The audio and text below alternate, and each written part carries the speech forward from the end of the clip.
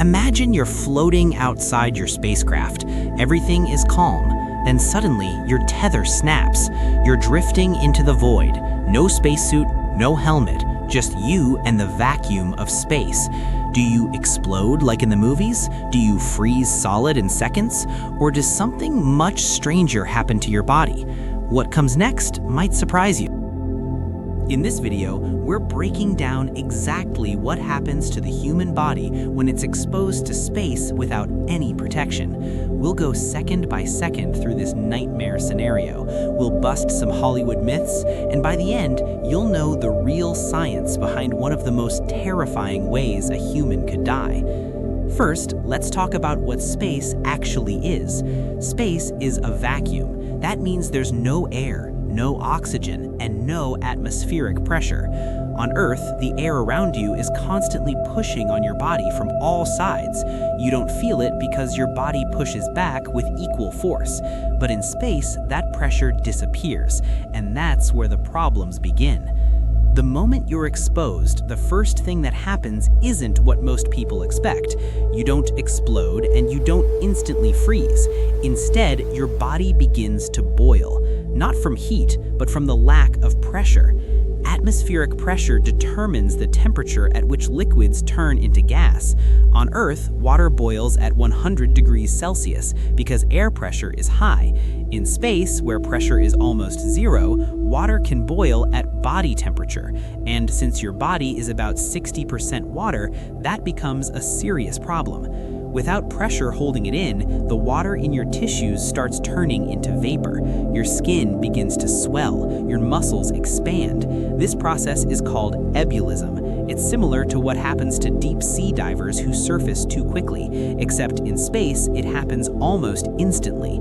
In 1966, a NASA engineer named Jim LeBlanc experienced something very close to this while testing a spacesuit inside a vacuum chamber. His air hose disconnected, and he later said he could feel the saliva on his tongue start to bubble just before he lost consciousness.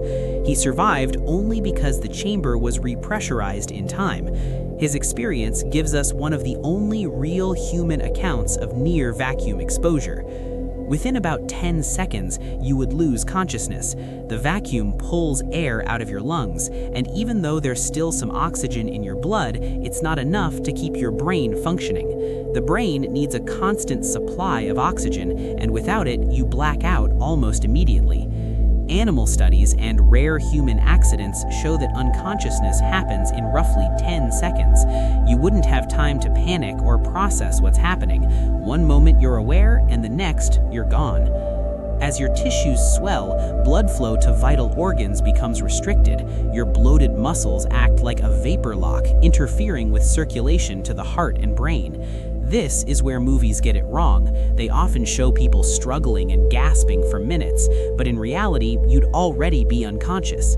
Even after you pass out, your body continues to shut down. The vacuum keeps pulling gases and water vapor out of your lungs. You're suffocating, but you're not awake to feel it. At the same time, the swelling worsens. Your arms, legs, and torso inflate as more water vapor vaporizes. However, your skin is surprisingly strong. It doesn't burst. Instead, it stretches like a balloon that expands without popping. Now, let's talk about freezing, because this is one of the biggest myths. Space is incredibly cold, around minus 270 degrees Celsius in the shade, but temperature measures how much energy molecules have, and space is nearly empty. There's very little matter to transfer heat. On Earth, you lose heat through conduction and convection as the air around you absorbs your body heat. In space, there's no air, so heat loss happens mostly through radiation, which is much slower. Your body would cool down, but not instantly. The only exception is the moisture around your nose and mouth. As water evaporates from these areas, it absorbs heat and causes rapid cooling. The skin near your airways could nearly freeze, but the rest of your body would cool gradually.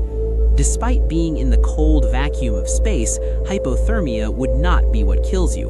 Lack of oxygen and circulatory collapse would end your life long before freezing becomes an issue. By around 90 seconds, your brain has been deprived of oxygen for too long. Even if rescue happened at this point and pressure was restored immediately, severe and likely irreversible brain damage would have already occurred.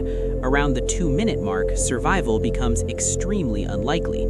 NASA's bioastronautics research supports this timeline. Short-term survival might be possible if repressurization happens within the first minute, but the window is incredibly small. Beyond that, damage to the brain and vital organs make recovery nearly impossible. So, why does all this happen? Atmospheric pressure acts like an invisible blanket, keeping the liquids in your body stable. When that pressure disappears, those liquids try to escape by turning into gas. It's the same reason a soda fizzes when you open it. The pressure drops and gas rushes out. Your circulatory system has internal pressure, which is why your blood doesn't boil instantly, but it's not strong enough to stop the process entirely. The vacuum eventually wins. As for suffocation, that part is simple. No air means no oxygen. Without oxygen, your brain shuts down, your heart fails, and your body can't survive. There are a lot of myths about dying in space. You don't explode, your skin holds together, you don't freeze instantly. Cooling is slow.